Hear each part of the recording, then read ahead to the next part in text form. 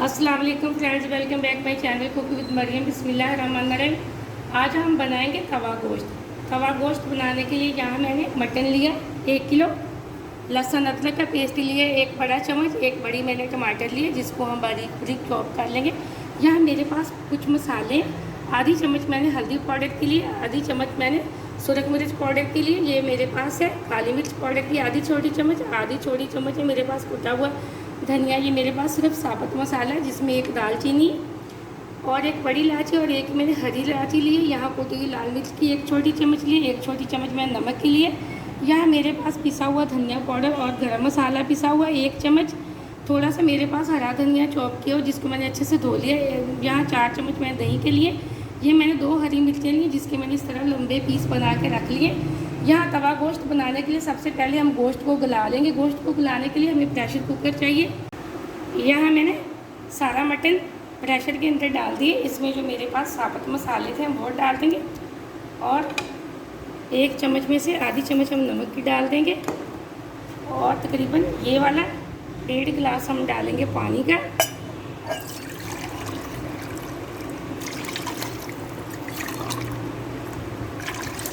ढक्कन लगा के तकरीबन 15 मिनट के लिए हम छोड़ देंगे ताकि हमारा मटन अच्छे से गल जाए। यहाँ गोश्त हमारा अच्छे से गल चुका है। 15 मिनट मैंने वेट लगाया था। अब हम इसको साइड पे कर देते हैं। सालन बनाने के लिए यहाँ मैंने एक तवा लिया है। तवे के ऊपर मैंने तकरीबन थोड़ा सा ऑयल डाल दिया। ऑयल हमारा गर्म हो चुका है। यहाँ मैंने प्याज को चॉप करके रख लिया। अब हम प्याज डाल देंगे इसके ऊपर।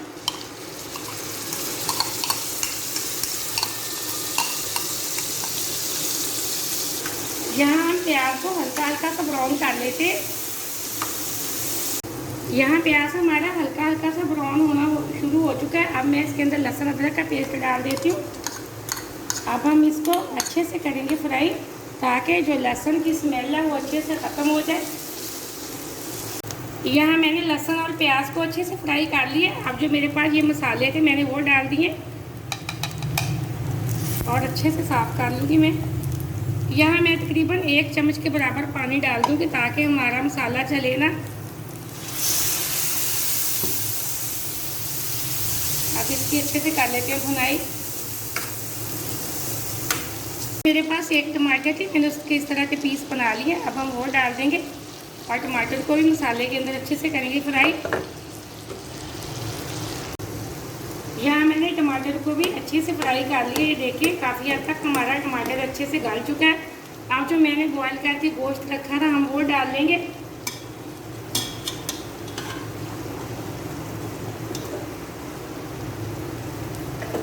और मसाले के अंदर कर लेंगे मिक्स अच्छे से।